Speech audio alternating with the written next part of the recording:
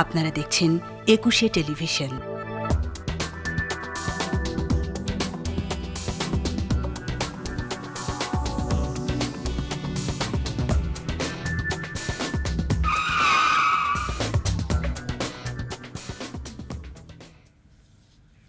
সবাইকে স্বাগত জানাচ্ছি নিটোলটাটা ২১ রাতের আজকের আয়োজনে। আজকে আমরা কথা বলতে চাচ্ছি নাশকতায় যে বিভিন্ন ধরনের ক্ষয়ক্ষতি হয়েছে, বিশেষ করে ডেটা সেন্টারে যে আগুন দেবার ঘটনা ঘটেছে, সেখান থেকে ইন্টারনেট যে পরিষেবা সেটা বন্ধ ছিল। ক্ষতিটা কোথায় হয়েছে সেটা ইতিমধ্যেই আমরা জানি, আরও হয়তো ক্ষতির পরিমাণ আসবে। কিন্তু ব্যবসা বাণিজ্যের ক্ষেত্রে যে ক্ষতিটা হয়ে গেল, বিভিন্ন যে বন্ধ থাকবার ক্ষেত্রে কারফিউ জারি হলো, সাধারণ ছুটি, নানান কিছুতে সেই ক্ষতিটা পোষানো সম্ভব হবে কিনা, আর যদি সম্ভব হয় তাহলে তার কর্মপরিকল্পনা কি সেটা জানবার চেষ্টা করব। আমরা সীমিত পরিসরে ইন্টারনেট সেবা পাওয়া গিয়েছে এবং সেখান থেকে ব্রডব্যান্ড চালু হয়েছে, যেটা মাননীয় প্রধানমন্ত্রীর সাথে একদম ব্যবসায়ীদের শীর্ষ সংগঠন বা বলি বা সেই শীর্ষ ব্যবসায়ীরা তারা বসেছিলেন, তারা নানান ধরনের ক্ষতি তুলে ধরেছেন। সেখান থেকে অর্ডার ক্যান্সেল হওয়া, এই যে রপ্তানি খাত, এইটা বিশেষভাবে সেদিন তারা মেনশন করেছেন। সেখানে এখন তারা কতটা যোগাযোগ করতে পারলেন, কতটা অর্ডার পেলেন, সেই ব্যাপারটা যেমন আলোচনা করতে চাই, পাশাপাশি দোকান মালিক সমিতিও কিন্তু একটি পরিসংখ্যান তুলে ধরেছেন যে কি পরিমাণ ক্ষয়ক্ষতি হয়েছে দোকানগুলো বন্ধ থাকাতে, বা নানান ধরনের যে সহিংসতার শিকারও হয়েছে দোকান। সেই জায়গায় সেই আলোচনাটাও আমরা একটু নিয়ে আসবো। পাশাপাশি কাঁচা বাজার, সেখানে কতটা আসলে ধস নামলো, কারণ মূল্যস্ফীতি এমনিই কিন্তু মানুষের অনেক বেশি নাভিশ্বাস তুলছে। আরও যদি সেই মূল্যস্ফীতি বেড়ে যায় কি হবে অবস্থা, সার্বিক বিষয়টাই জানতে চাই। আমি ফেরদৌস আহমেদ থাকছি এই বিষয়টি জানবার ক্ষেত্রে সঞ্চালক হিসাবে, এবং আরও যাদেরকে পেয়েছি আজকে স্টুডিওতে এবং যুক্ত রয়েছেন তাদের সাথে আলাপ করিয়ে দিই। আমাদের নিটোলটাটা ২১ রাতের স্টুডিওতে আজ উপস্থিত হয়েছেন, ডান থেকে আমি পরিচয়টা করিয়ে দিব, মোহাম্মদ মহিউদ্দিন রুবেল, পরিচালক বিজিএমইএ। মাঝে রয়েছেন ডক্টর মাহফুজ কবির, অর্থনীতিবিদ, এবং সর্বডানে রয়েছেন Sajjadur Rahman, deputy editor the business standard, এবং ভার্চুয়ালি আমাদের সাথে যুক্ত হয়েছেন মোহাম্মদ আলী খোকন, প্রেসিডেন্ট বিটিএমএ। আমি আপনাদের সবাইকে স্বাগত জানাচ্ছি এবং আজকের আলোচনা তো নিঃসন্দেহে শুরু করব। জুমে যেহেতু মোহাম্মদ আলী খোকন রয়েছেন, আপনাকে দিয়ে আলোচনাটা শুরু করি। সেক্ষেত্রে আমাদের যে নাশকতার পরবর্তী সময়ে যে স্থবিরতা দেখা গেল এবং সেখান থেকে একটু একটু করে আমরা চলতে শুরু করেছি, সচল হতে শুরু করেছি, কতটা ক্ষতি হয়ে গেল আর কতটা আসলে খুব দ্রুততম সময়ের মধ্যে উত্তরণে পৌঁছানো সম্ভব? মোহাম্মদ আলী খোকন। ধন্যবাদ আপনাকে। জি, ধন্যবাদ আপনাকে। আসলে বাংলাদেশের এই ঘটনাটা আমি বলবো এটা আকস্মিক ঘটনা। এটা আমরা ভাবতেও পারিনি এই মুহূর্তে বাংলাদেশের, যখন আমরা আস্তে আস্তে আমাদের অর্ডার গুলি আসতে ছিল এবং আমাদের অবস্থা যখন পরিবর্তন হচ্ছিল, হঠাৎ করে এরকম একটা ঘটনায় আমাদের ৬টা দিন অনেক বড় ক্ষতি হয়ে গেছে। সবচেয়ে বড় ক্ষতি হয়েছে যে আমাদের এই মেসেজটা দেশ বিদেশের বাইরে কিন্তু পৌঁছে গেছে, এবং এই পৌঁছানোর জন্য আমরা নিজেরা দায়ী। আমি ওই সময় দেশের বাইরে ছিলাম, আমরা দেখেছি আমাদের দেশের প্রবাসী অনেক লোক অকারণে মিছিল করে যে সেখানে আমাদের দেশের ভাবমূর্তিকে অনেক ক্ষতি করেছে। এবং আমি বলবো এটা একটা পরিকল্পিত ঘটনা, এটা কোনো ছাত্রদের আন্দোলন না। আসলে ছাত্রদের আন্দোলন যেটা ছিল সেই আন্দোলনটা কিন্তু অন্যদিকে ধাবিত হয়েছিল, এবং আমরা এই ধাবিত হওয়ার কারণে কিন্তু এর পেছনে যারা যে সমস্ত রাজনৈতিক শক্তিগুলি কাজ করেছে তারা দেশের যে ক্ষতি করেছে, আমি বলবো দেশের মূল্যবান সম্পদের যে ক্ষতি, দেশের স্থানীয় শিল্পের যে ক্ষতি করেছে, এটা অপূরণীয়। ৬ দিনে আমাদের ইন্ডাস্ট্রিতে আসলে সত্যি কথা যে আমাদের যে বায়াররা যারা প্যানিক হইয়া, আমরা যারা ব্যাকওয়ার্ড ইন্ডাস্ট্রিতে আমরা আসি, যারা আমরা সাপ্লাই চেইনে আমরা হলো ফরওয়ার্ড লিঙ্কেজের সবচেয়ে বড় সাপ্লাই চেইন হলো আমাদের বিটিএম এর ইন্ডাস্ট্রিগুলো। আমরা সুতা, কাপড়, ফ্যাব্রিক, ডেনিম, নানা ধরনের আমরা জিনিস সাপ্লাই করে থাকি। এতে করে আমার দেখা যাচ্ছে আমার অনেক মিল যারা বড় বড় উদ্যোক্তা তারা বলেছে তাদের অনেকগুলো অর্ডার গুলি ক্যান্সেল হয়েছে এবং বায়াররা স্থবির হচ্ছে। এতে করে কিন্তু আমাদের সেক্টরে অনেক বড় ক্ষতি হয়ে গেছে। এই ক্ষতিগুলি আমরা গতকাল থেকে আলহামদুলিল্লাহ সুন্দরভাবে সব ইন্ডাস্ট্রি আবার চালু হয়ে গেছে। গতকাল আমাদের কারফিউতে কোনো শ্রমিকরা তাদের পাস দেখিয়ে নিয়মিত, যাদের 3 শিফটে ডিউটি ছিল তারা নিয়মিত আসতে পেরেছে। এতে করে আমাদের কোনো ক্ষতি হয় নাই। গতকাল পর্যন্ত আমাদের শ্রমিকরা নিয়মিত 3 শিফটে ডিউটি করতেছে এবং তাদের কারফিউ পাস যাবে, তাদের আইডেন্টি কার্ডটাকে শো করাতে কোনো সমস্যা হচ্ছে না। আজকেও সকালে আমাদের থেকে সব ইন্ডাস্ট্রিগুলো এখন সব চালু আছে। আমরা মনে করব যদি সরকার এই মুহূর্তে যদি আইন শৃঙ্খলা এভাবে বজায় রাখতে পারে, আমি মনে করি আগামী দিনে আমাদের ইন্ডাস্ট্রিগুলিতে তেমন কোনো ক্ষতি হবে না, আশঙ্কা নেই, এবং আমাদের শিল্প এলাকাগুলিতে তেমন কোনো আন্দোলন নাই। যারা এই সমস্ত সন্ত্রাসী কর্মকাণ্ডে লিপ্ত ছিল তারা আমার মনে হয় ইতিমধ্যেই এলাকা ছেড়ে পালিয়েছে এগুলি আসলে বহিরাগত অনেক লোক ঢাকা শহরে ঢুকেছিল। আমি বলবো যে এটা পরিকল্পিত ঘটনা ঘটানোর জন্য সবচেয়ে বড় তারা এই গার্মেন্ট শিল্পকে টার্গেট আগে ধরে, যে গার্মেন্ট শিল্পে যদি অর্ডার বাতিল হয়ে যায় তাহলে দেশের সরকার পতনের একটা সুযোগ সুবিধা। অতীতে আমরা দেখেছি বাংলাদেশে আমাদের যারা সাপ্লায়ার, আমাদেরকে যারা ক্রেতা, তাদের দেশে আমাদের দেশকে নিয়ে নানা ধরনের চিঠি লেখা হয়েছে, কিন্তু সবচেয়ে বড় এই সেক্টরকে টার্গেট করা হয়। আমরা বলবো এরা দেশ এবং জাতির শত্রু। আমরা প্রধানমন্ত্রীর সাথে সেদিন আলোচনার পরিপ্রেক্ষিতে ব্যবসারা যেটা বলেছিলাম যে এই মুহূর্তে আমাদের যে সমস্যাটা, যে পোর্টে মাল আসছে কিন্তু ডকুমেন্টস আমরা পাইনি। ইন্টারনেটটা বন্ধ থাকার কারণে অনেক টেলেস মেসেজ পেমেন্ট আসতে পারেনি। গতকাল থেকে কিছু আসা শুরু করছে, যেরকম আমার পোর্টে মাল এসে পড়ে আছে, ডিএচএল এর ডকুমেন্টস গুলো এখন পর্যন্ত আমার কাছে পৌঁছে না পৌঁছার কারণে আমি মাল চালাতে পারছি না।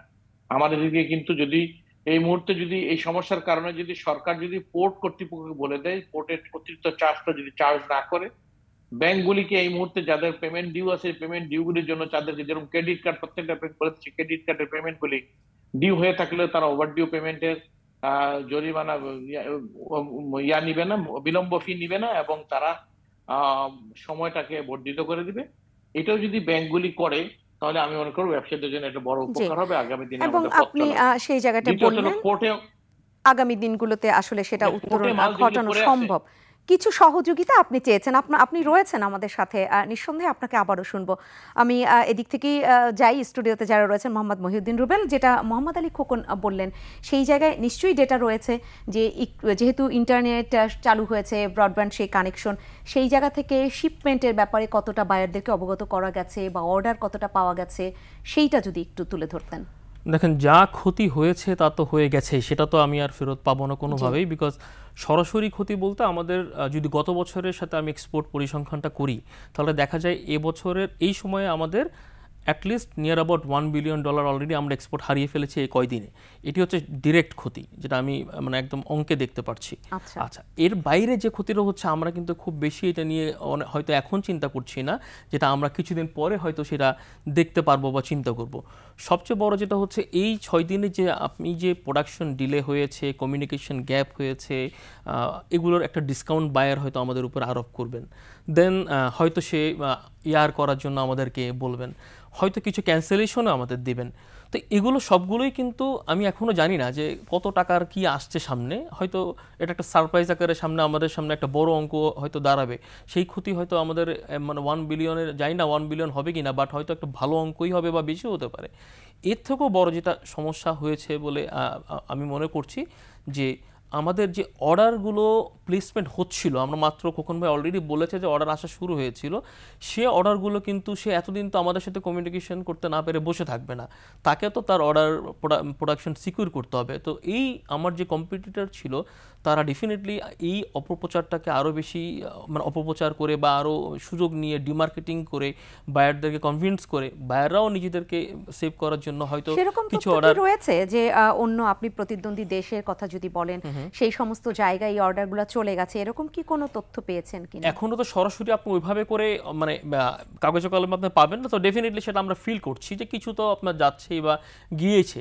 অর্ডার তো রাতারাতি একদিনে মানে কাগজ সে শিফট করে ফেলবে না, বাট সে তার প্রক্রিয়া ডেফিনেটলি কিছু না কিছু তো নিয়ে গেছে, তার বডি মুভমেন্টে তাদের কমিউনিকেশনে আমরা তো কিছুটা সেটা ফিল করতেই পারছি।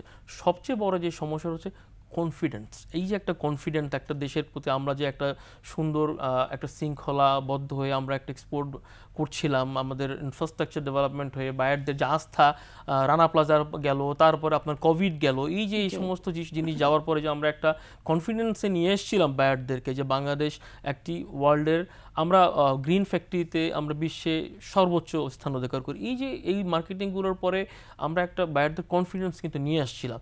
সেখানে এই সময় এরকম একটা আঘাত ডেফিনেটলি আমাদের ভবিষ্যতে বায়ারদের কনফিডেন্সের ক্ষেত্রে একটা সমস্যা করবে। যে অস্থিতিশীলতার জায়গা থেকে আসলে অনাস্থা তৈরি হয় কিনা, আপনাকেও নিঃসন্দেহে আবারও আমি শুনবো। ডক্টর মাহফুজ কবির, এখানে আপনি কি চিত্র আসলে দেখতে পাচ্ছেন যদি বলি আপনার দৃষ্টিকোণ থেকে, যে সেটা কি অনেক বেশি ভয়াবহ চিত্র নাকি রিকভার করা যাবে, চিত্রটা কি রকম? হ্যাঁ, আসলে বাংলাদেশের যে ইতিহাস, আমরা তো বিভিন্ন রকমের প্রাকৃতিক দুর্যোগের মধ্যে দিয়ে গেছি, অনেক সময় রাজনৈতিক দুর্যোগও আমাদের হয়েছে, কিন্তু রাজনৈতিক ক্ষেত্রে যে দুর্যোগগুলো ছিল সেগুলো কখনোই অর্থনীতির এত অল্প সময়ের ভিতরে এত ব্যাপক ক্ষতি করেনি। এবং আমি একটা ন্যাশনাল অ্যাকাউন্টিংয়ের হিসাব করেছি এবং আরেকটা হিসাব আছে হচ্ছে আপনার ড্যামেজের। তো ড্যামেজটাকে আমরা এখনো পর্যন্ত পরিসংখ্যানের মাধ্যমে নিয়ে আসতে পারি, বিশেষ করে যে পরিবহন যোগাযোগ খাতে একটা বড় রকমের ক্ষতি হয়েছে, সেখানে গাড়ি পোড়ানো হয়েছে এবং সেখানে আমাদের যে মেট্রো রেল সেখানে একটা অবকাঠামোর ক্ষতি হয়েছে, টোল প্লাজায় আগুন দেওয়া হয়েছে, লুটপাট হয়েছে, বিভিন্ন জায়গাতে সড়কের ক্ষেত্রেও কিন্তু ক্ষয়ক্ষতি হয়েছে। তো এই সব মিলিয়ে কতটুকু ক্ষতি হলো সেটা আসলে যোগাযোগ মন্ত্রণালয় করছে, কিন্তু ইন্টারিম একটা হিসাব মনে হচ্ছে যে কত কিছু কিছু জায়গাতে এসছে প্রায় 10,000 কোটি টাকার মতো অবকাঠামোর ক্ষতি, মানে বিশেষ করে আমরা ড্যামেজ বলবো। আর লসের দিক থেকে যদি আমরা খাতোয়ারি ধরি তাহলে দেখা যাবে যে ম্যানুফ্যাকচারিং সেক্টরে একটা বড় ক্ষতি হয়েছে। ব্যাংক খাতগুলোতে আসলে এরকম কোনো ক্ষতি হয় না এই ধরনের দুর্যোগ যদি হয়, কিন্তু এইবার আমরা দেখলাম যে এই ব্যাংকগুলোর লেনদেন বন্ধ থাকার কারণে প্রতিদিনে তাদের ক্ষতি হয়েছে প্রায় 3,100 কোটি টাকার মতো। তারা কিন্তু কিছুই করতে পারেননি, অল্প কিছু সামান্য লেনদেন হয়েছে সেটা ক্রেডিট কার্ডের মাধ্যমে, কিন্তু অন্য বড় লেনদেন যে ব্যবসায়ের যে বিনিয়োগগুলো, তারপরে ঋণের সুদের হার পাওয়া, বিনিয়োগ করা, তো সেগুলো তো হয়নি। তো সেখানে এরকম ক্ষতি হচ্ছে, বিমা খাতে বড় ক্ষতি হচ্ছে প্রায় 600 কোটি টাকার মতো, সেগুলো কিন্তু আমাদের হিসাবের বাইরে, আমরা শুধুমাত্র ম্যানুফ্যাকচারিংটা আমরা এক্সপোর্টটা দেখছি। তো এটি ছাড়াও হোটেল রেস্টুরেন্টে বড় একটা ক্ষতি হয়েছে, অনেক কিন্তু ইন্টারন্যাশনাল ট্রাভেল আর তারা বিজনেসম্যান তারা কিন্তু এসে হোটেলে থাকতে পারেনি, এই যে এই বড় রকমের সমস্যা হয়ে গেল। এয়ার ট্রাভেলের সমস্যা হয়েছে, আমাদের পরিবহন খাতে যেটা গণপরিবহন সেখানে সমস্যা হয়েছে, একদম অলমোস্ট আর কি ডেডলক ছিল। তো সেখানে প্রায় 1,000 কোটি টাকার মতো ক্ষতি হয়েছে, যেটা আসলে আয়ের ক্ষেত্রে ক্ষতি। এটি ছাড়াও শুধু যে কয়দিন স্থগিত ছিল প্রতিদিনের ক্ষতি এটা, এবং সেই ক্ষেত্রে নির্মাণের ক্ষেত্রে প্রায় 950 কোটি টাকা প্রতিদিন আমাদের ক্ষতি হয়েছে। রিয়েল এস্টেট সেক্টরে বড় রকমের প্রায় 900 কোটি টাকার ক্ষতি হয়েছে, কিন্তু এগুলো আমরা হিসাব করে মোটামুটি বের করেছি। এবং এছাড়াও তথ্য যোগাযোগ খাতে কিন্তু যে ক্ষতি হয়ে গেছে সেটা অপূরণীয়। আমরা কিছু কিছু জায়গাতে খবর পাচ্ছি যে যারা এই আউটসোর্সিংয়ের সাথে জড়িত বড় বড় কোম্পানি রয়েছে, ইন্ডিভিজুয়ালস রয়েছে, গ্রুপ রয়েছে, তারাও কিন্তু এখন চিন্তা করছিলেন যে তারা নেপালে চলে যাবেন কিনা, গিয়ে সেখান থেকে তারাই তাদের বায়ারদের সঙ্গে বা যারা হচ্ছে তাদেরকে অর্ডার দেন তাদের সাথে কন্ট্যাক্টগুলো করবেন। তো সব মিলিয়ে দেখা গেছে যে 11,051 কোটি টাকা শুধুমাত্র কিন্তু পার ডে এই যে ইনকামের ক্ষেত্রে লস। আর ড্যামেজ যেটা হয়েছে সেটার হিসাবগুলো তো আসলে সরকার বের করছে, সেটা আস্তে আস্তে সময় লাগবে। তো আমরা যদি 6 দিনের হিসাব করি তাহলে প্রায় 66,000 কোটি টাকার কিন্তু একটা হিসাব বের হয়েছে, যেটা আসলে ইনকাম লস হয়েছে। আর একটা শ্যাডো কস্ট রয়েছে যেটার খবর আমরা জানি না। অনেক মানুষ কিন্তু এই যে বিশেষ করে ছোটো ছোটো যে বাদাম বিক্রেতা, অনলাইনে যারা কাজ করছেন ফেসবুকে, তো তারা হয়তো মধু বিক্রি করেন, তারা পোশাক বিক্রি করেন, অসংখ্য নারী উদ্যোক্তা যারা ঘরে বসে বসে ব্যবসা করছেন, তারা কিন্তু তাদের পণ্যগুলো বিক্রি করতে পারেননি, যার ফলে এই যে একটা ক্ষতি, সে বিশেষ করে তাদের ইনকাম হচ্ছে না। আইসিটি খাত যারা আউটসোর্সিং এর কাজ করে, আইসিটি খাতে বিশেষ করে অ্যাপেক্স ডিএমআইটি তারা বলেছে তাদের 1,000 কোটি টাকার বেশি ক্ষতি হয়েছে এই কয়দিনে, শুধু একটা জায়গাতে ক্ষতি হয়েছে। এবং এটি ছাড়াও আমাদের 6.5 লক্ষ যারা আউটসোর্সিং এর পেশায় জড়িত তাদের ক্ষতিটা কিন্তু অপূরণীয়, এবং তাদের অনেকের অর্ডারগুলো চলে গেছে। ধরে ধরে যে চিত্রটা দিলেন এবং আপনি সেই হোটেল যেগুলোর কথা বললেন, সেক্ষেত্রে ট্যুরিজমে যদি অনাস্থা তৈরি হয়, তারা যদি অস্থিতিশীলতা মনে করেন, তাহলে ট্যুরিস্ট কিভাবে, সেটা তো আসলে আরো লং টাইমে গিয়ে ক্ষতি দাঁড়াবে। আমি একটু সাজ্জাদুর রহমান আপনাকেও শুনতে চাই, আপনি কিভাবে দেখছেন চিত্রটা, আপনার দৃষ্টিতে কিভাবে ধরা পড়ছে ক্ষতির পরিমাণটা? না, ক্ষতির পরিমাণ তো সবাই আলোচনা করলো, রাইট? তো ক্ষতি ধরেন যে সব সময় আসলে এই ক্ষতিটা আমরা দেখি একটু বড়দেরটা বেশি আলোচনায় আসে, কিন্তু আসলে সব থেকে বেশি সাফার করে কিন্তু ছোটরা। আপনি ধরেন যে বাংলাদেশ তো সবাই আমরা জানি যে আমাদের ইনফর্মাল ইকোনমি, এবং 90% লোকজনই কিন্তু ইনফর্মালের সাথে জড়িত। তারা হচ্ছে ডেইলি বেসিসে ইনকামের উপরে নির্ভর করতে হয় তাদের, সেটা ছোট দোকানদার থেকে শুরু করে বাদাম বিক্রেতা বা হকার, রিক্সাওয়ালা, সবাই। সো এদের যে ক্ষতিটা এটা আমরা দেখছি না, বড়দেরটা আমরা দেখছি। ওকে, প্রোডাকশানে হ্যাম্পার হয়েছে, ধরেন যে এক্সপোর্ট অর্ডার একদিনে চলে যাবে না বাংলাদেশের। এটা হচ্ছে 4 দশকের উপরের যে ট্রাস্টটা, এবং সেটা ধরেন যে কোভিডের সময় যখন globally supply chain disrupted, Bangladesh ওই সময় কিন্তু খুবই ভালো সাপ্লাই দিয়েছে। 2013, 14, 15 সময় যে পলিটিক্যাল আনরেস্ট এবং আপনার বোমাবাজি, অগ্নিসন্ত্রাস অনেক কিছু হয়েছে, তখনও কিন্তু আমাদের এক্সপোর্টের শিপমেন্ট একদিনের জন্য আসলে অফ হয়নি।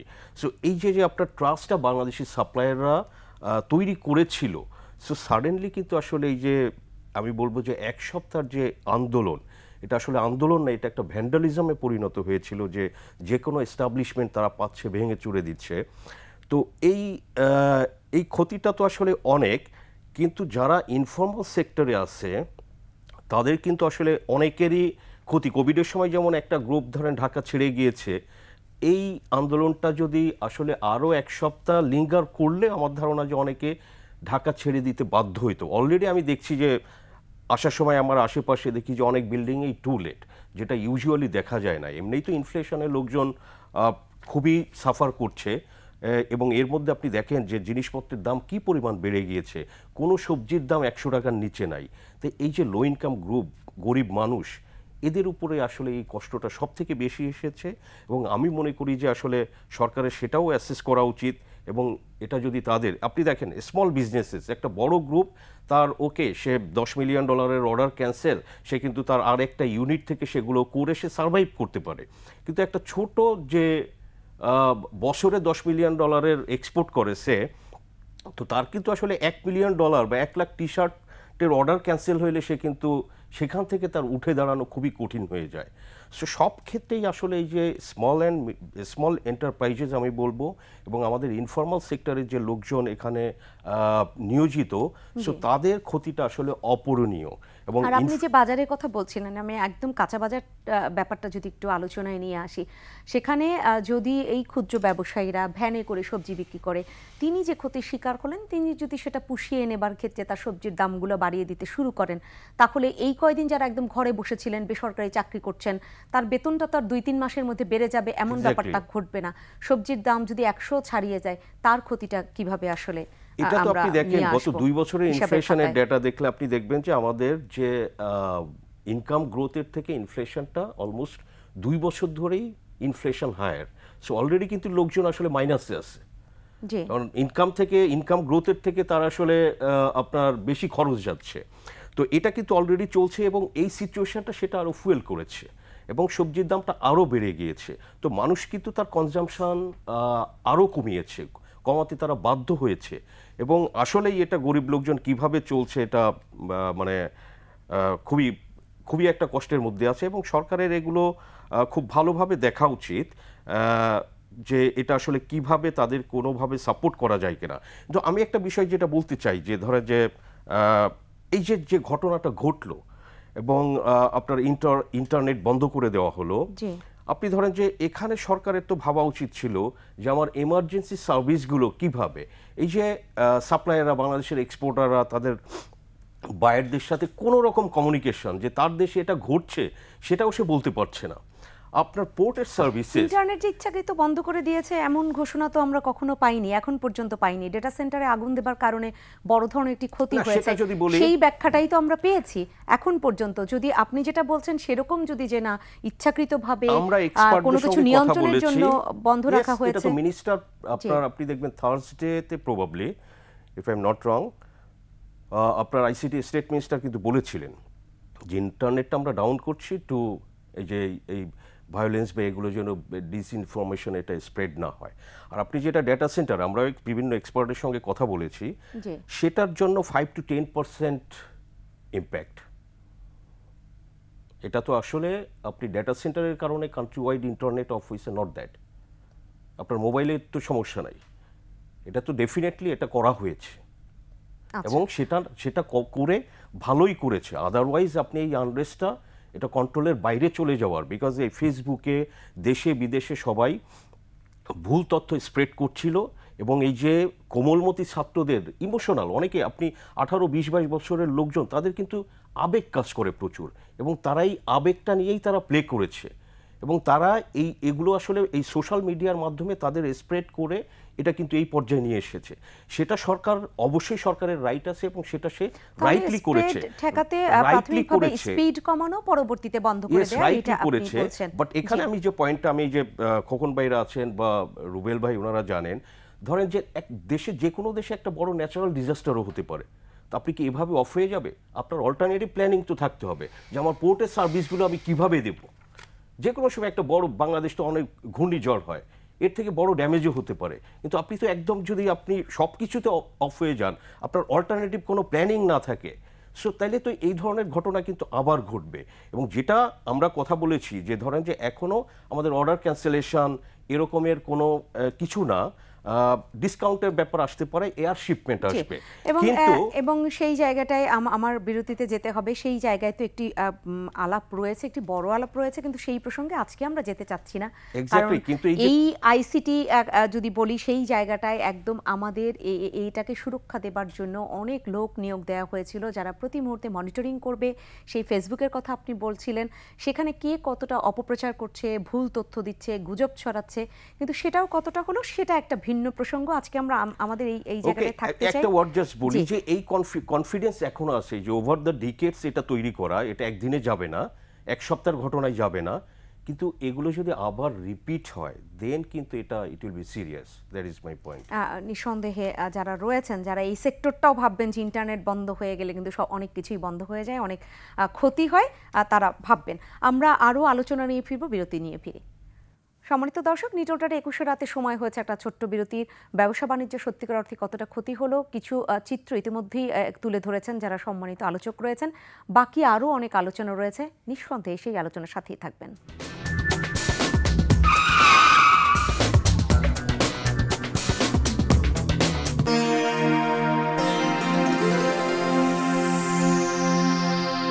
আবারও ফিরে এলাম নিটোলটা 21 রাতের আজকের আয়োজনে। আজ আমরা কথা বলছি যে বিদ্যমান যে সমস্যা ব্যবসা বাণিজ্যের ক্ষেত্রে, ক্ষতির জায়গাটা এবং সেখান থেকে উত্তরণের ব্যাপারে কতটা কর্মপরিকল্পনা তৈরি করা হয়েছে সেগুলো নিয়ে আলোচনা হচ্ছে।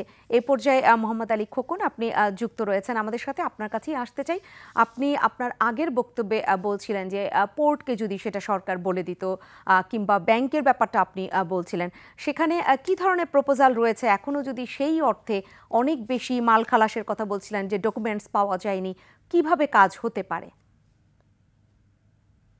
আচ্ছা শুনেন, আমাদের যে কিছুদিন আগে আনরেস্টটা বাংলাদেশে হয়েছে, কিন্তু শিপে তো কোনো আনরেস্ট ছিল না, শিপগুলি তো অলরেডি পোর্টে এসে পৌঁছে গেছে। আমার যেরকম শিপ পোর্টে এসে মাল করে আজকে 4 দিন যেমন 6 দিন হয়ে গেছে অলমোস্ট মাল পৌঁছে, কিন্তু ডকুমেন্টসটা আমরা পাওয়া যায় না। এখন ডকুমেন্টটা হয়তো আমরা আশা করছি কালকে পাবো। ডকুমেন্টটা পেয়ে অ্যাসেসমেন্ট করে মাল সারাতে অত 3-4 দিন লাগবে।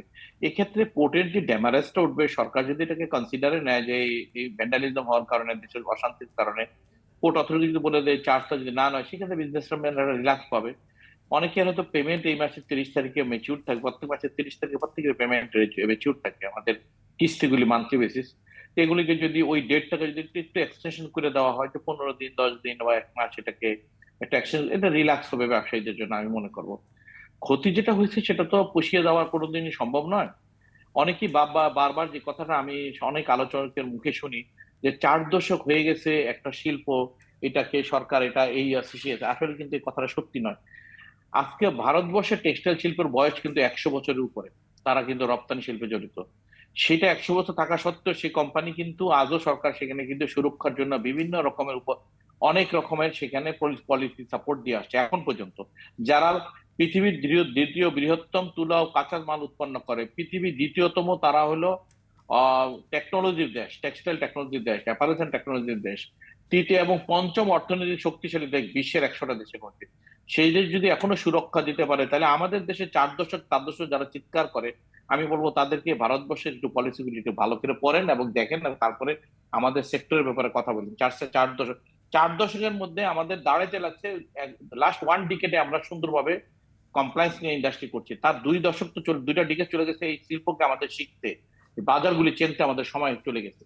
সুতরাং আমি বলবো আমাদের সেক্টরকে, আমাদের গার্মেন্ট শিল্পের বা অ্যাপারেল শিল্প বা টেক্সটাইল যারা আছে, তারা 12 মাসের মধ্যে যদি কোনো কারণে 10 মাসের 10টা শিপমেন্ট হয়, 2 মাসের শিপমেন্ট যদি কোনো কারণে ডিসকাউন্ট হয় বা কোনো কারণে যদি শিপমেন্ট ফেল করে, তাহলে কিন্তু আমার সারা বছরের ব্যবসা শেষ।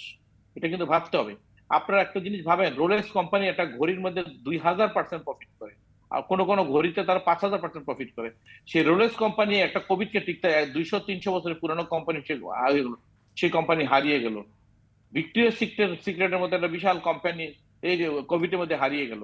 তাহলে আপনারা কেন বারবার চিৎকার করে বলেন যে আমাদের 4 দশক আমাদের শিল্পটা থাকার পরেও, যারা কথা বলে এই শিল্পের কোনো সমস্যা হইলে যে বৃহৎ সেক্টর, এটা খুব সেন্সিটিভ সেক্টর। আমাদের যে সেক্টর টেক্সটাইল এন্ড অ্যাপারেল বড় সেন্সিটিভ সেক্টর।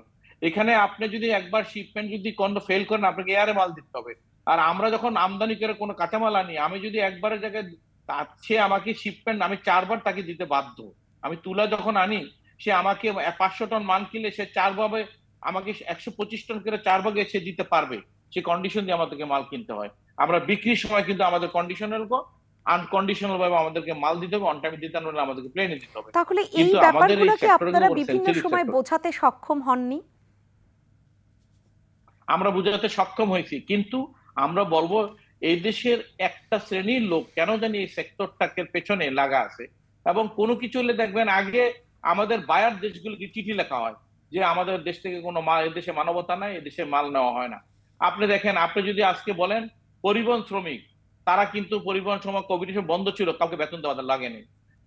আসেন আপনারা হলো রেস্টুরেন্ট শ্রমিক, তাদের কাউকে বেতন দেয়নি। কিন্তু আপনি যেটা বললেন যে আমি দুঃখিত, আপনাকে থামিয়ে একটু এই প্রশ্নটা রাখতেই চাচ্ছি। আপনি বললেন যে একটা সেক্টর আছে তারা সবসময় এর পেছনে লেগে থাকে এবং তারা বায়ারকে বরঞ্চ চিঠি দেয়। সেক্ষেত্রে তাদের উপরে কি যদি সেই সেক্টরটা চিহ্নিত হয় যে এই শ্রেণীর মানুষেরা এই কাজটা করছেন, তাদের ব্যাপারে কি কোনো ধরনের নজরদারি থাকে না? আমি এটা নিয়ে তো স্বয়ং আমাদের সরকার প্রধানত আমাদের পক্ষে কাজ করছে। তার পক্ষে নিয়ে যখন আমাদের দেশে মানবতার কথা বলে, আমরা শ্রমিক আইন লঙ্ঘন করে এই কথা চিঠি দেওয়া হয়, কারা দেয়, কিভাবে দেয়, এটা আপনি মিডিয়ার লোক, আপনি ভালোভাবে জানেন, এটা বহুবার মিডিয়াতে আলোচনা। কিন্তু আমার কথা হলো, কেন এই সেক্টরকে নিয়ে এত নজরদারি? গার্মেন্ট সেক্টর বন্ধ হলে তাদের ধারণা না, আমি সেখানেই প্রশ্নটা রাখছি, যদি তারা চিহ্নিত ব্যক্তি হয়ে থাকেন তাহলে তাদের ব্যাপারে কি কোনো ধরনের মনিটরিং থাকে কিনা, যে নজরদারি তারা কি করছেন, বা দেশে এখন কোনো ধরনের একটা আনরেস্ট অবস্থা তৈরি হওয়ার যখন দ্বার প্রান্তে, তখনই তো আরো বেশি সতর্ক হওয়া উচিত যে তারা কি করছেন, কোনো ধরনের বায়ারদেরকে চিঠি লিখছেন কিনা। জি বলবেন। এটা তো আমি মনিটরিং করা, আমরা তো, এটা তো সরকারের দায়িত্ব, এটা সরকার নিশ্চয়ই করছে, এরকম ব্যবস্থা নিচ্ছে। সরকার সেই ব্যবস্থা না নিলে তো আমাদেরকে গার্মেন্টস এর আগে আমাদের শিল্পে অনেকবার আনরেস্ট হয়েছে। সরকার সেটা আমার সক্ষমতার সাথে আমাদের সাথে সম্মিলিতভাবে মোকাবেলার কারণে আমরা আজ পর্যন্ত ইনশাআল্লাহ এই পর্যন্ত এই সেক্টরটা কিন্তু মাথা উঁচু করে দাঁড়িয়ে আছে। তাহলে যদি সরকার আপনাদের পক্ষে সেই কাজটা করে থাকে, তাহলে আপনাদের মধ্যে শঙ্কা কেন দেখা দিচ্ছে যে যেটা তখন মোহাম্মদ মহিউদ্দিন রুবেলও বলছিলেন যে একটা অনাস্থা তৈরি হতে পারে, এই শঙ্কাটা তাহলে কেন দেখা দিচ্ছে? না, এটা তো আপনি যখন আপনার দেশ নিয়ে যখন কেউ কথা বলে, সেটা দেশকে নিয়ে প্রোটেক্ট করার দায়িত্ব সরকারের, সেটা আমার ব্যক্তি হিসেবে নয়। তবে আমাদের ক্ষতি যে হই নাই তা বলবো না, আমরা ক্ষতিগ্রস্ত হয়েছি, কিন্তু সেই ক্ষতি থেকে আমরা যেখানে যাওয়ার কথা ছিল সেই জায়গায় আমরা হয়তো যেতে পারিনি। আমাদের শিল্প কিন্তু আরো অনেক দূর আগানোর কথা ছিল, সেটা আমরা আগাতে পারিনি কিছু ষড়যন্ত্রের কারণে, কিছু লোকের কারণে, এবং কিছু বৈদেশিক শত্রু সহ আমরা বলবো যে আমাদের স্থানীয় যাদের এজেন্টের মধ্যে কাজ করে। আপনি দেখবেন যে এখানে শ্রমিক আন্দোলনের নামে অশ্রমিকদেরকে দিয়ে আন্দোলন করানো হয়েছে, এরকম ইতিহাস তো আছে। এই দেশে যারা আন্দোলন করছে তারা নাই, আজকে ছাত্রদের আন্দোলনের সাথে অছাত্র যারা জড়িত খুঁজে পাওয়া যাচ্ছে, ছাত্ররা আন্দোলন করে নাই। প্রত্যেকটা সেক্টরের সাথে, যেহেতু এই বাংলাদেশ এটা বৃহৎ একটা সেক্টর, এই সেক্টরকে কোনোভাবে বন্ধ করতে পারলে সরকারের একটি বিব্রতকর অবস্থায় পড়বে। সেই জন্য আগে সবসময় আঘাতটা আমাদের উপর আগে আছে, আমরা বলবো। এবং আমরা যত কোভিড গেছে, জ্বর গেছে, বন্যা গেছে,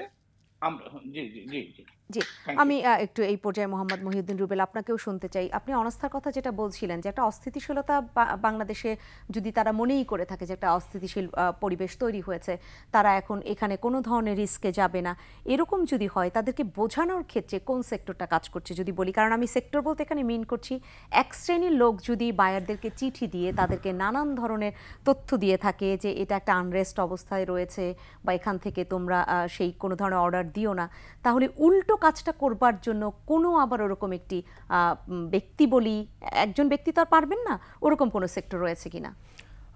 ধন্যবাদ। সরকার তো করছেনই আপনাদের জন্য। দেখুন, আসলে আমরা ইন্টারনেট বন্ধ হওয়ার কারণে ফেসবুক বন্ধ হয়েছে বা সামাজিক যে মাধ্যমগুলো আছে বন্ধ হয়েছে, সেগুলোর কথা বলেছি, কিন্তু আমরা কিন্তু এটি ভুলে গেলে চলবে না, আমাদের দেশে কিন্তু অনেক বৈদেশিক শ্রমিক কাজ করে, যারা কিন্তু আমাদের এক্সপার্ট হিসেবে এখানে কাজ করছেন। অনেক ম্যাক্সিমাম ব্র্যান্ডের কিন্তু বাংলাদেশে এখন অফিস আছে, তারা এখানের মাধ্যমে কিন্তু সোর্সিং করে থাকেন, কান্ট্রি হেডগুলো এখানে বসছেন, তারা যায়। তো তাদের কাছে লুকানোর তো আপনি আসলে ইন্টারনেট বন্ধ থাক খোলা থাক খুব বেশি কিছু নেই, মেসেজ যা যাওয়ার তা কিন্তু চলে গিয়েছে এবং সামনেও যাবে। প্রতিটা দেশের দূতাবাস এখানে আছে, আপনি কিভাবে এই ইনফরমেশনগুলো মানে পাস আউট করা থেকে বিরত রাখতে পারবেন? তো আসলে যা ড্যামেজ আমাদের ডিমার্কেটিং হওয়ার বা যে ইমেজের যে ক্ষতি হওয়ার ম্যাক্সিমাম সেটা হয়েই গেছে, যে আমি যেটা আমরা যেটা মনে করি আর কি। তবে এখন আসলে আরেকদিকে যদি আমি পজিটিভলি একটু চিন্তা করি, শুধু হতাশার কথা বললে তো চলবে না। আপনি যেমন বললেন প্রতিটা দেশের দূতাবাস আমাদের দেশে রয়েছে, উল্টো প্রশ্নটা যদি করি, বিভিন্ন দেশে মানে বিশ্বের বিভিন্ন প্রান্তে বা বিভিন্ন দেশে আমাদেরও দূতাবাস রয়েছে, আমাদেরও সেখানে নানান ধরনের, আমি একদম বিভিন্ন সময়ে আমরা যখন আলোচনা করি, সেটা যদি ট্যুরিজমও বলি, তারা তো বড় ধরনের একটা ভূমিকা রাখতে পারেন, এই ক্ষেত্রেও রাখতে পারেন কিনা অপপ্রচার ঠেকাতে? আমি আসছি, খুবই ইন্টারেস্টিং কোশ্চেন, বিকজ আমরা কিছুদিন আগে আমাদের বিজিএমের এই বোর্ডটি নতুন হয়েছে আবার, সো নতুন বোর্ডে আমরা আমরা যখন মাননীয় পররাষ্ট্রমন্ত্রীর সাথে আমরা দেখা করি, আমরা এক্স্যাক্ট এই টপিকটা নিয়ে আলোচনা করি এবং উনি খুবই বিচক্ষণতার সাথে আমাদেরকে অনেক দৃঢ়ভাবে আশ্বাস করেন যে আমাদের যেই বৈদেশিক উইংগুলো আছে প্রত্যেকটা, উনি আমাদের একটা কমিটি করে দিয়েছে আমাদের বিজিএমের সাথে, ফরেন মিনিস্ট্রির সাথে কমিউনিকেশনের জন্য, কমিউনিকেশন করে ওই যে উইংটা আছে তার মাধ্যমে আমরা বাইরে যেই আমাদের বৈদেশিক উইংগুলো আছে কিভাবে একসাথে করে আমরা কাজ করে এই আমাদের ভালো প্রচার করতে পারি, যখনই কখনো না এরকম কোনো আন্দোলন বা কোনো ডিমার্কেটিং হবে বা কোনো নেগেটিভ প্রচারণা হবে তখন কিভাবে তারা এটাকে প্রোটেক্ট করতে পারে, কিভাবে তারা যে এটাকে একটা ভালো ইমেজ দাঁড় করাতে পারে। ডেফিনেটলি এটা সরকার এখানে কাজ করতেই পারে এবং করবে বলে আমরা সেটা বিশ্বাস করছি এবং করবে। একটি পজিটিভ কথা আমি বলতে চাই, দেখেন অবশ্যই অনেক বড় ক্ষতি হয়েছে, হয়তো এখন আমরা বুঝতেও পারছি না। আমি বারবার একটা কথা বলছি যে এই ক্ষতি আরও সামনে আমরা কি দেখতে পারবো। তবে আশার বাণী হচ্ছে আমরা কিন্তু বাঙালি জাতি, আমরা বাংলাদেশি, আমরা কিন্তু মুক্তিযুদ্ধ বলেন আর যাই যখনই এরপরে যত ডিজাস্টারই বলেন আমরা কিন্তু ফাইট করতে জানি। রানা প্লাজাতে আমরা ফাইট করেছি, আমরা অনেক দেশের রাজনৈতিক আন্দোলনের সময় আমরা ফাইট করেছি, ফাইট করেই কিন্তু আমরা 12,000 এক্সপোর্ট ভ্যালু প্রথম আমাদের ছিল, সেখান থেকে আজকে আমরা 50 বিলিয়নের স্বপ্ন দেখছি, ওখানে যাচ্ছি। এটার একটা বড় রিজন হচ্ছে আমাদের দক্ষ কর্মী আছে, আমাদের সরকারের অত্যন্ত দৃঢ় সাপোর্ট আছে, আমাদের মালিকদের মানে একান্ত প্রচেষ্টা আছে। সেই সাথে একটি কথা না বললে না যে আমাদের আমরা যেই বেটার শ্রম আমরা যেই মূল্যে দিতে পারি প্রোডাক্ট বাইরের দেশে, ডেফিনেটলি এত ভালো প্রোডাক্ট ওই ধরনের যে ব্যালেন্সিং মূল্য এবং প্রোডাক্ট আমি যদি করি সব দেশ কিন্তু দিতে পারবে না। সুতরাং ওরা চাইলেও যে আসলে রাতারাতি সব সরিয়ে নেবে তাও কিন্তু না। তাহলে আপনি বলছেন যে এক ধরনের যদি বলি একটা গৌরবের জায়গা আছে, কোয়ালিটি এবং প্রাইস এই দুটো যে একদম ব্যালেন্স করে ওরা রাতারাতি চলে যাবে সেটা বলছেন যে যাওয়া ওদের পক্ষেও সম্ভব, রাতারাতি চলে যাওয়া সম্ভব না। তবে অবশ্যই আমাদের যে গ্রোথ প্ল্যান ছিল সেখানে তো এফেক্ট করছেই এবং তারা কিছুটা হলেও তো ইমিডিয়েট একটা প্রিকশন তো তারা নিবে। হয়তো তারা চিন্তা করছে যে একটা ব্র্যান্ড যদি চিন্তা করে যে $1 বিলিয়ন সোর্স করবে, সে চিন্তা করলে যে না আমি হয়তো 200 মিলিয়ন আমি এখান থেকে না করি, এবার আমি একটু পাশে, সে তো পুরো সরাতে পারবে না, তারও তো সাপ্লাই চেইন, প্রাইস এবং ডেস্টিনেশন অনেকগুলো ফ্যাক্টর লিড টাইম কাজ করে। তাহলে নানান ভাবনা থেকে যাচাই বাছাই যেহেতু রয়েছে, সেক্ষেত্রে প্রতিদ্বন্দ্বী দেশগুলো তাদেরকে বোঝা কিংবা দেশের ভেতর থেকে বায়ারদেরকে কোনো ধরনের ভুল তথ্য দিয়ে তাদেরকে নিরুৎসাহিত করা, সেই কাজটা করলেই যে তারা খুব দ্রুত থেমে যাবে সেইটা বলা যাচ্ছে না। আপনি এই পর্যায়ে এটা স্পষ্ট একটু কারেক্ট করব যে দ্রুত থেমে যাবে বলতে আমি মিন করছি যে সবকিছু থেমে যাবে, ব্যাপারটা সেরকম না। আমাদের যে প্ল্যান ছিল, যে গ্রোথ প্ল্যান, আমরা যেভাবে এগিয়ে যাচ্ছিলাম, যা আমাদের অ্যাচিভ করা উচিত ছিল, সেখান থেকে আমরা অনেক সরে যাব। বাট ওরা যে একদম জিরো করে ফেলবে, জিরো তো করতে পারবে না। আমাদের ইন্ডাস্ট্রি তো চলবে, ওদের সোর্সিংও চলবে, তবে আমরা আরো অনেক ভালো করতে পারতাম। অর্থাৎ আরো অর্ডার পেতে পারতেন সেই জায়গা থেকে। অবশ্যই আমরা অনেক আমাদের যে 50 বিলিয়ন 100 বিলিয়ন যে ব্যাপারটা সেখান থেকে সেটা থাকবে না সরে আসতে, কিন্তু ডিক্রিজিং এটাও আসলে বলা যাচ্ছে না ওই অর্থে। ডক্টর মাহফুজ কবির, আপনি এর আগে বেশ কিছু ডেটা তুলে ধরছিলেন, খাতওয়ারি অনেকগুলো ডেটা তুলে ধরেছেন। সেক্ষেত্রে আমি তখনই আপনাকে বলেছিলাম যে দীর্ঘমেয়াদেও তো একটা প্রভাব পড়বে যদি অনাস্থা তৈরি হয়। সেই ডেটাটা কিরকম হতে পারে? সেটা আসলে খুব পরিষ্কার করে বলা যায় না, তবে একটা বিষয় আমাদের মনে রাখতে হবে, সেটা হচ্ছে যে বিজনেস রিলেশনশিপ যেগুলো ওনারা আরও ভালো জানেন যারা ব্যবসা করছেন, সেটা হচ্ছে শর্ট ডিউরেশনের। এটা আমাদের সুনাম যাই থাকুক না কেন, যেটা কম্পিটিটিভ মার্কেট, যেখানে প্রোডাক্টগুলো প্রায় একই রকম বিভিন্ন দেশ সাপ্লাই করছে, তো সেরকম যদি হয় তাহলে সেই ক্ষেত্রে আসলে সুনাম যত দিনেরই হোক না কেন সেক্ষেত্রে কিন্তু ডিউরেশনটা হচ্ছে শর্টের হয়। মানে তখন যারা সোর্স করেন তারা চিন্তা করেন যে অল্টারনেটিভ সোর্সগুলো কী কী, হ্যাঁ। এবং আমাদের পাশাপাশি যে দেশগুলো রয়েছে, যে ভারত, পাকিস্তান, শ্রীলঙ্কা এবং ভিয়েতনাম, তারা কিন্তু মেজর সাপ্লায়ার। তো তাদের কাছে যে কিছু চলে যাবে, মানে এটাকে বলে ট্রেড ডাইভার্সন, তো সেটাই স্বাভাবিক এবং সেটা হয়তো ইতিমধ্যে কিছুটা হয়েছে। সেটা কি সেদিনও এই আলাপ হচ্ছিল যে এখন বলা হয় যে সিজন যদি বলা হয় অর্ডারের ক্ষেত্রে এটা একটা পিক টাইম এরকম ধরা হচ্ছে, সেই কারণে কি সেটা হতে পারে যে যখন তারাও অনেক বেশি অর্ডার দিতে থাকে তখন যদি কোনো ধরনের এরকম আনরেস্ট তৈরি হয় তাহলে যতই সুনাম থাকুক তারা অন্যদিকে যাবে, এরকম ব্যাপারটা? এটা হ্যাঁ কিছুটা যাবে, পুরোপুরি যাবে না। তার কারণ বিজনেস রিলেশনশিপ একটা হলো লং টার্মের হয়, আর শর্ট টার্মে যেটা হয় সেটা হচ্ছে যে অল্প কিছু হয়তো অর্ডার তারা ওই অন্য দেশে নিয়ে চলে যায়। তো এটা কম্পিটিটিভ মার্কেটের ক্ষেত্রে হয়, মানে সব পণ্যের ক্ষেত্রে হয় না। যদি এটা মনোপলি হয় তাহলে সেই ক্ষেত্রে আসলে যেখান থেকে তারা সোর্স করে তারা সেখানেই থাকে। তো এটা হচ্ছে বাস্তবতা, এটা আমাদের মনে রাখতে হবে। আর এই যে ইমেজের যে ক্রাইসিসটা হলো সেটা রিকভার করাটা আমি মনে করি না যে খুব বড় একটা সমস্যা। তার কারণ এখানে আমাদের দেশের যে পররাষ্ট্র মন্ত্রণালয় তারা কাজ করছে, বাণিজ্য মন্ত্রণালয় কাজ করছে, একই সঙ্গে ইকোনমিক রিলেশনস ডিভিশন তারাও কাজ করছে এবং বিভিন্ন দূতাবাসে নাকি একজন কাউন্সিলর থাকেন। না কমার্শিয়াল কাউন্সিলর, এটা আমাদের 19টা মিশনে এই মুহূর্তে আসলে কমার্শিয়াল উইং রয়েছে। তারা আবার মার্কেটটাকে ধরে রেখেছে, মানে কোনো কোনো উইংয়ের ক্ষেত্রে 4টা-5টা দেশ বা এরকম তারা ভাগ করে নিয়েছে বাংলাদেশের যে বিভিন্ন জায়গা যে মিশনগুলো হচ্ছে সেগুলো। তো তারা খুব অ্যাক্টিভলি কাজ করছে, কিন্তু তারা কিন্তু রেগুলার, মানে যারা এখানে মিশনের চার্জে রয়েছেন, মানে উইংয়ের চার্জে রয়েছেন, তারা কিন্তু রেগুলার ডিপ্লোম্যাট নন, যার ফলে ডিপ্লোমেসির একটা ভাষা আছে, সেই ভাষায় হয়তো তারা সবসময় এটা করতে পারেন না। তো এখন এই ধরনের ভাষায় কিছু খুব মানে কিছু মেসেজ দিতে হবে, সেটা আমি মনে করি যে হয়তো পররাষ্ট্র মন্ত্রণালয় কাজ করছে, আমাদের কমার্স মিনিস্ট্রি কাজ করছে। তো এর পাশাপাশি যেটা ইকোনমিক রিলেশনস ডিভিশন, তারা তো এই যে আমাদের যারা উন্নয়ন সহযোগী তাদের মাধ্যমে কাজ করে। আমি মনে করি যে প্রথম দিকে হয়তো এমন কিছু ছিল আর কি, যেটা আন্দোলনের শুরুর দিকে যখন ড্যামেজগুলো শুরু হলো তখন বোঝা যায়নি, কিন্তু আমার ধারণা আমাদের যারা ফরেন মিশন যেগুলো বাংলাদেশে আছে তারা অত্যন্ত বিচক্ষণ, তারা কিন্তু বোঝেন যে আসলে কোনটা আসলে এই যে বিভিন্ন রকমের ষড়যন্ত্র করে তৈরি করা আসলে ড্যামেজ, আর কোনটা হচ্ছে স্পন্টিনিয়াস, এটা ইতিমধ্যে তারা বুঝে গেছেন। এবং ইনভেস্টমেন্টের জায়গায় কি বলবেন, কারণ এটা এমনিতেই যে এক ধরনের যদি বলি যে ইন্ডিকেটর বলছিল একটু নিচের দিকে, এবং সেই জায়গায় এখন ইনভেস্টররা যদি আরো অন্য ধরনের মেসেজ পেয়ে থাকেন, তারা কি ধরনের একটু যদি খেয়াল করেন তাহলে বুঝবেন যে মার্কিন যুক্তরাষ্ট্র থেকে যে আসলে বার্তা এসছে সেটা কিন্তু খুবই ব্যালেন্সিং, মানে তারা কিন্তু কোনো পক্ষকে সুনির্দিষ্টভাবে দোষারোপ করেনি। সুতরাং এটা আমি মনে করি একটা বড় অ্যাসেট আমাদের জন্য। আমরা একটু আশঙ্কা করছিলাম যে ইউরোপিয়ান ইউনিয়নও কিছু বলে কিনা, কিন্তু তারাও কিন্তু বুঝে গেছে, তাদের যে যারা এখানে রয়েছেন আর কি মিশন লিড করছেন। তো সুতরাং এখন কিন্তু পরিস্থিতি আমাদের বলবো যে দেশ হিসেবে অনুকূলে, মানে খুব বেশি যে নেতিবাচক মনোভাব বা কোনো বিবৃতি এসছে বিষয়টা এরকম নয়। জাতীয় সংঘ যেটা বলেছে সেটা কিন্তু খুবই, মানে আমরা যেরকম আশঙ্কা করছিলাম সেরকম নয়। সুতরাং পরিস্থিতি আমাদের এখনো পর্যন্ত অনুকূলে আছে। আমি মনে করি যে সরকারের বিভিন্ন সংস্থার পাশাপাশি বেসরকারি খাতে, বিশেষ করে যারা রপ্তানিকারক, বিজিএমএ, বিকিএমএ, তো তারা যদি নিজেরা এই উদ্যোগ নিয়ে তারা যদি বায়ারদের সাথে কমিউনিকেশনটা পজিটিভ করেন, প্রোঅ্যাক্টিভ করেন, তাহলে আমি মনে করি যে এইটা ফিরে পাওয়া সম্ভব। এবং যতটুকু হয়েছে আমি মনে করি যে এখানেই আসলে এটাকে স্টপ করা সম্ভব, যে এরপরে যাতে স্প্রেড না করে। এটার জন্য আমাদের উন্নয়ন সহযোগী যারা রয়েছেন তারা, এবং একই সঙ্গে ব্যবসায়ী, সরকার বিশেষ করে পররাষ্ট্র মন্ত্রণালয় তারা ইতিমধ্যেই কাজ করছে, কিন্তু আরেকটু প্রোঅ্যাক্টিভ হতে হবে। আমাদের যে কমার্শিয়াল উইং তাদেরকে এগিয়ে আসতে হবে, এবং একই সঙ্গে economic relations division, commerce ministry সব মিলে যদি কাজ করে, এবং তার আগে একটা কাজ করতে হবে, সেটা হচ্ছে একটা ইন্টারিম টাস্ক ফোর্স করতে হবে। মোহাম্মদ মহিউদ্দিন রুবেল যেভাবে বলছিলেন যে এখন যে প্রত্যাশাটা ছিল যে কতটা সেই ইনক্রিজ করে যেতে পারে, সেটা না হলেও আবার এইটা আমরা দেখতে পারি যে এইটা বাড়বে। হ্যাঁ, আপনিও কি সেটা বলছেন? হ্যাঁ, আমি মনে করি যে যতটুকু হয়ে গেছে এরপরে আর খুব বেশি হয়তো স্প্রেড করবে না, কিন্তু আমাদের এখন প্রায় ৭৫,০০০ কোটি টাকার মতো কিন্তু ড্যামেজ লস হয়েছে, সেটা রিগেইন করাটা সরকারের জন্য কঠিন হবে। তার কারণ এখন কিন্তু একটা ফিসক্যাল স্ট্রেস রয়েছে। আপনারা জানেন যে ১,৩৬,০০০ কোটি টাকার মতো শুধু ব্যাংক থেকে তারা হয়তো ঋণ করবে, সরকার ঋণ করবে, এবং আমাদের প্রায় ২,৫৬,০০০ কোটি টাকা কিন্তু ইতিমধ্যে একটা বাজেট ডেফিসিট। এখন এর মধ্যে যে এই অতিরিক্ত যে চাপটা, সেটা কিন্তু আমরা কখনোই অ্যান্টিসিপেট করিনি। এই চাপটা কোনো না কোনোভাবে কাউকে না কাউকে তো এটা মানে ভারটা বহন করতে হবে।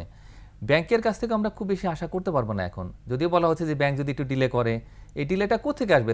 তাদের তো স্পেস খুব কম এখন এই মুহূর্তে।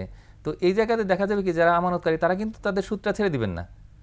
তাইলে আমরা যদি যারা ঋণ দিয়েছেন তাদের কাছ থেকে আশা করি, বা যারা ব্যাংকগুলো তাদের উপরে চাপ তৈরি করি, তাহলে কিন্তু ঠিক হবে না। আমি মনে করি যে এই জায়গাতে চালু হওয়ার প্রথম দিনের যে তথ্য, সেটা হচ্ছে ব্যাংক থেকে মানে শুধু টাকা তোলাই হয়েছে প্রচুর পরিমাণে, সেই পরিমাণে একটা ডোমিনো ইফেক্ট তৈরি হয়ে গেছে অলরেডি, এবং ব্যাংকগুলো কিন্তু খুব খারাপ পরিস্থিতির মধ্যে দিয়ে যাবে, তোলা হয়েছে বেশি, এবং আমরা এদের কষ্টটা একেবারেই দেখছি না। এবং এই ব্যাংকগুলো এমনিতেই দুর্বল অবস্থার মধ্যে ছিল, অনেকগুলো ব্যাংক, তার মধ্যে কিন্তু যারা সবল ব্যাংক তাদের উপর যে চাপটা তৈরি হয়েছে, আমি মনে করি যে এটার জন্য বাংলাদেশ ব্যাংকের একটা বিশেষ ব্যবস্থা গ্রহণ করতে হবে, মানিটারি পলিসিতে একটা স্পেস তৈরি করতে হবে, যাতে করে এই ব্যাংকগুলো ঘুরে দাঁড়ায় এবং তারা যেন ব্যবসা বাণিজ্য যে পুনর্গঠন সেগুলো সহায়তা করতে পারে। বসিয়ে রেখেছি, তাকেও একটু শুনে আসি। সেই ক্ষেত্রে শেয়ার বাজারের ব্যাপারটাও একটু আলোচনায় আনতে চাই। শেয়ার বাজারের কি হবে চিত্র? আজকের আপডেটটা জানি না, প্রথম চালু হওয়ার পর প্রথম দিনের চিত্র খুব ভালো কিছু নয়। দেখলাম, আপনি দেখেন যে আমি মনে করি গতকাল মার্কেটটা ওপেন করা সেটা ছিল একটা রং ডিসিশন ঢাকা স্টক এক্সচেঞ্জের, বিকজ ইন্টারনেটটা ছিল না, কোনো বাসা বাড়িতে তো আসলে ইন্টারনেট ছিল না, আমরা এমার্জেন্সি অফিসে কিছু ইন্টারনেট পেয়েছি। তো এর মধ্যে আসলে ঢাকা স্টক এক্সচেঞ্জ বা রেগুলেটর এই রকম একটা হঠকারী সিদ্ধান্ত কিভাবে নিল? কোনো বায়ার ছিল না, সিচুয়েশন কান্ট্রির একটা আপনার কারফিউ চলছে, হ্যাঁ, এমার্জেন্সি, সে এর মধ্যে তার স্টক মার্কেট যদি আপনার কোভিডের সময় 2 মাস বন্ধ থাকতে পারে, বিভিন্ন সময় ফ্লোর প্রাইস দিয়ে আটকানো যে থাকতে পারে, তাহলে এই সময় স্টক মার্কেটে মার্কেটটা খোলার এটা যদি আরও 1 সপ্তাহ যে ওকে ইন্টারনেট এখনও ডিসরাপ্টেড, ফুল স্পিড নাই, তো এগুলোর তো আপনি মার্কেটটা এর নামেই তো এটা। সেক্ষেত্রে আরো একটু সুনির্দিষ্টভাবে শুনতে চাই যে ভুল সিদ্ধান্ত না বলে আপনি হঠকারী সিদ্ধান্ত কেন বললেন, সেখানের আসলে কারণটা কি? হঠকারী সিদ্ধান্ত আপনি দেখেন এর পেছনে কোনো উদ্দেশ্য থাকতে পারে। আপনি দেখেন যে কালকে তো কোনো বায়ার ছিল না, শুধু সেলার, এবং আপনার ট্রানজ্যাকশন হচ্ছে কত 165 কোটি টাকার মতো মনে হয়, যেটা হচ্ছে লোয়েস্ট ইন মান্থস ইয়ার্স। 300-400 কোটি টাকা হচ্ছে যে কোভিডের সময়ে হয়েছে। তো এই যে হঠকারী সিদ্ধান্ত এ কারণেই বললাম, আমি মনে করি যে রেগুলেটরের একটা ইনভেস্টিগেট করা উচিত যে এই সিদ্ধান্তটা কে দিয়েছে যে স্টক মার্কেট এর মধ্যে খোলা হবে। আমরা দেখি যে খুব সামান্য কারণে স্টক মার্কেট বন্ধ থাকে, কিন্তু কালকে এটা খোলার কারণটা কি ছিল, এই কারণে আমি বললাম হঠকারী সিদ্ধান্ত। রেগুলেটরের এই জিনিসটা খুঁজে দেখা উচিত। এই যে আলোচনা, আমি যদি একটু এই যে এক্সপোর্ট ব্যবসা বাণিজ্য যেটা চলছে, ধরেন যে এটা তো একটা আনওয়ান্টেড ফোর্স মেজর, যেটা আমরা বলি যে আনএক্সপেক্টেড ইভেন্ট, আমাদের অর্ডার এ কারণে হয়তো বাতিল হবে না, বিকজ বায়ার দে আন্ডারস্ট্যান্ড যে এরকম সিচুয়েশন এটা তো ক্রিয়েট করা হয়নি, মানে এক্সপোর্টাররা এটা ক্রিয়েট করেনি, এগুলো কন্ট্রাক্টের মধ্যে থাকে। কিন্তু আমি বলবো যে দেয়ার আর সাম আদার ইস্যুস, আমরা শুধু এটা না করে, যেমন ইনভেস্টমেন্টের কথা আপনি বললেন, আমাদের কিন্তু ইনভেস্টমেন্ট ধরেন যে অনেক মাস ধরেই আসলে ইনভেস্টমেন্ট খুব কম হচ্ছে, বিকজ অফ বিভিন্ন ধরনের যে অনিশ্চয়তা। আপনি ধরেন যে এই যে আপনার বায়ারদের এতে কনফিডেন্স যাবে না, কিন্তু আমরা জানি যে অনেক ক্ষেত্রে এই যে ডলারের কারণে আমরা কিন্তু অনেক পেমেন্টস করতে পারিনি, ইনক্লুডিং ধরেন যে সরকার বাই করে ফার্টিলাইজার এন্ড অল, শেষের দিকে চলে এসেছে, সংক্ষেপে শুনবো। হ্যাঁ, সেগুলো করতে পারেনি। এয়ারলাইন্সগুলো ডলারের কারণে করতে পারেনি। বাংলাদেশে যে মাল্টিন্যাশনাল কোম্পানি আছে তারা প্রফিট রিপ্যাট্রিয়েট করতে পারেনি। তো আপনি এই সিচুয়েশন, এটা কিন্তু বড় একটা কনফিডেন্সের অভাব তৈরি করেছে গত 2 বছরে। তো সেটা শুধু এই যে 6 দিনের ঘটনা কোনো বিষয় না। আমি মনে করি যে এই যে company, say for example MetLife বা ইউনিলিভার বা ব্যাডবিসি, তাদের প্যারেন্ট কোম্পানি শেয়ার হোল্ডার বেশিরভাগই বাইরে, সো তারা ডিভিডেন্ড চায় বছর শেষে। সেই ডিভিডেন্ডটা কিন্তু তারা তাদের সেখানে পাঠাতে পারেনি because of dollar crisis.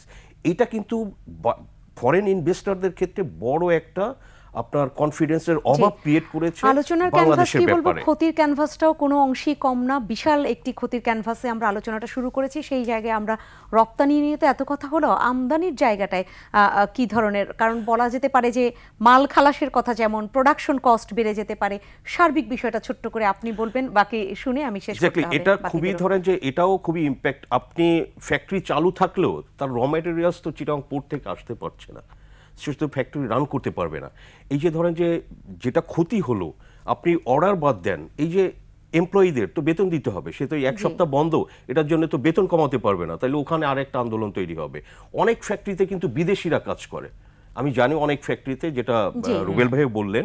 So এই বিদেশিরাও কিন্তু তাদের তো খুব হাই পেমেন্টে তারা কাজ করে, তাদের কিন্তু দিতে হবে। এবং দেখেন এই যে ইন্টারনেট ডিসরাপশন, ইন্টারেস্টিং, অনেক ফ্যাক্টরির মেশিন ওই বিদেশে যে মেশিন মেকিং কোম্পানি, তাদের সাথে এটা জড়িত ইন্টারনেটের মাধ্যমে, এবং মেশিনটা রান করা, অপারেট করা, তারা কিন্তু অলওয়েজ এটা এই কনসালটেন্সিটা তাদের হেড অফিস থেকে নিতে হয়। তো এগুলো কিন্তু আসলে ক্ষতিটা দেখলে অনেক ক্ষতি হয়েছে। তো এগুলো উত্তরণের সম্ভব, আমরা কথা বলেছি এক্সপোর্টারদের সঙ্গে, উত্তরণের সম্ভব। কিন্তু আমাদের এই যে ইম্পোর্টে যেটা বললেন, যে ইম্পোর্টে ধরেন এই যে ক্ষতি, এই ক্ষতি কিন্তু মেকআপ করা যায়। আমাদের কাস্টমস, আমাদের পোর্ট, তারা যদি এটা ফ্যাসিলিটেট করে, একটু ডাবল এফোর্ট দেয়, কারণ আমরা জানি যে কাস্টমসে মাল আটকিয়ে রাখা হয় এবং টাকা নেওয়া হয় ইম্পোর্টারদের থেকে, ভ্যালুয়েশনের নামে, টেস্টের নামে 1 মাস 2 মাস টাইম তারা স্পেন্ড করে। এই 2 মাস টাইম নেওয়া যাবে না, 2 দিনের মধ্যে ছাড়তে হবে। এটা যদি করা যায় তাহলে কিন্তু ক্ষতিটা পোষানো সম্ভব হবে। একটু শুনতে পাবো শুরুতে মোহাম্মদ মহিউদ্দিন রুবেল, এই প্রসঙ্গে কি বলবেন? 30 সেকেন্ড। আমি যেটা অনুরোধ করব, আমাদের যে সরকার বা আমাদের যেই নীতি নির্ধারকরা আছেন, এই যে পোর্টের যে ইস্যুটা, এটা খুবই একটা মারাত্মক ইস্যু, কারণ আমাদের মাল আসলে এসে পড়ে আছে, যা অনেক যাওয়ার মালও আটকিয়েছিল। এই ড্যামারেজ ডেফিনেটলি আমাদেরকে যেন কনসিডার করা হয়, কারণ 7 দিন 6 দিন আমি দেখছি, কিন্তু এটার চেইন কিন্তু এফেক্টটা অনেক বড়। দেন আমাদের ব্যাংকের ইন্টারেস্টের যেই আসলে স্বাভাবিকভাবে আপনি 6 দিন দেখছেন, বাট 6 দিনের যেই আমার ক্ষতি শুধু ওই আক্ষরিক অর্থে ক্ষতি না, তো আরও যে ক্ষতি সামনে আসবে, আমি তো আসলে একটা গ্যাপে পড়েই যাব। সো যদি ব্যাংক ইন্টারেস্ট এবং ব্যাংক কিস্তির ক্ষেত্রে আমাদেরকে একটু সুযোগ করে দেওয়া হয়, একটু পিছিয়ে দেওয়া হয়, ডেফিনেটলি এটা একটা চাওয়া থাকবে। আরেকটি ইম্পর্টেন্ট কথা হচ্ছে আমরা বেশ কিছুদিন আগেও বারবার বলছিলাম প্রণোদনার কথা। প্রণোদনা যে আমাদের ইনসেন্টিভ যে কমিয়ে দেওয়া হচ্ছে এখন থেকে, এগুলো নিঃসন্দেহে আপনারা একদম সেই সরকারের কাছেও হয়তো প্রপোজাল আকারে দিয়েছেন। আমাদের নতুন করে কিছু না দিয়ে আসলে এক্সিস্টিং যা চাচ্ছি আমাদেরকে যদি সেই পরিবেশটাও করে দেওয়া হয়, আমরা হয়তো ঘুরে দাঁড়াতে ডেফিনেটলি চমৎকারভাবে আপনি যে বার্তাটা দিতে চান সেটা স্পষ্ট করলেন। আমি ডক্টর মাহফুজ কবির, আপনি কি বলবেন শুনে শেষ করি। হ্যাঁ, দুটো বিষয় করতে হবে এখানে। একটা হচ্ছে আমাদের এখন ইন্টারিম একটা টাস্ক ফোর্স করতে হবে, করে প্রত্যেকটা খাতে কি কি ক্ষতি হলো, ডিরেক্ট ইনডিরেক্ট এবং রিকভারির জন্য আর কি কতটুকু লাগবে সেই নিড অ্যাসেসমেন্ট করা, সেটা করতে হবে। আর দ্বিতীয় যেটা, সেটি হলো যে আমাদের একটা ন্যাশনাল রেজিলিয়েন্স প্রোগ্রাম ছিল, তো সেইখানে পরিষ্কার করে বলা ছিল বিজনেস কন্টিনিউটি প্ল্যান থাকতে হবে। মানে কিন্তু এই যে হঠাৎ করে যে ডিসরাপশনটা তৈরি হলো, সেটার জন্য কিন্তু আমরা সেভাবে প্রস্তুত ছিলাম না, কিন্তু প্ল্যানের ভিতরে বলা আছে যে কীভাবে কী করতে হবে, প্রত্যেকটা সেক্টরের জন্য বলা আছে। আমি মনে করি যে এই একটা কিন্তু ঘটনা ঘটে গেছে, সেখান থেকে আমরা শিক্ষা নিলাম। পরবর্তী সময়ের জন্য যেন আমরা প্রত্যেকটা খাতে একটা বিজনেস কন্টিনিউটি প্ল্যান তৈরি করতে পারি, সেটার জন্য আসলে সরকারকে ফ্যাসিলিটেট করতে হবে। জি, চমৎকার হয়ে তুলেছিলেন যে শেষ করতেই হবে।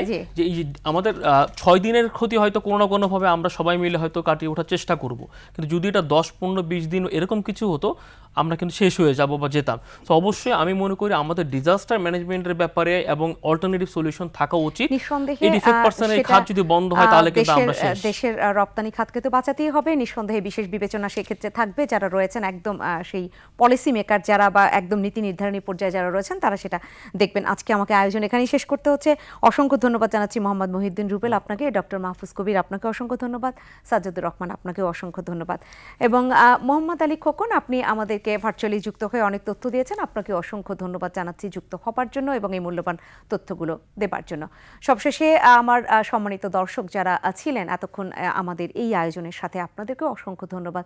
এই আয়োজনের সাথে থেকে আপনারা অনেক বিষয় হয়তো স্পষ্ট হতে পেরেছেন যে আমাদের দেশের ব্যবসা বাণিজ্য যতটুকু ক্ষতির সম্মুখীন হয়েছে, সেগুলো থেকে উত্তরণে আসলে কিভাবে আমরা যেতে পারি। সবচেয়ে বড় কথা হচ্ছে এই ক্ষতির ক্যানভাসে যেখানে যতটুকু ক্ষতি আছে সেটা শুরুতে যদি আইডেন্টিফাই করা যায়, তাহলে হয়তো সেটা সমাধানের পথেও হাঁটা সম্ভব হবে।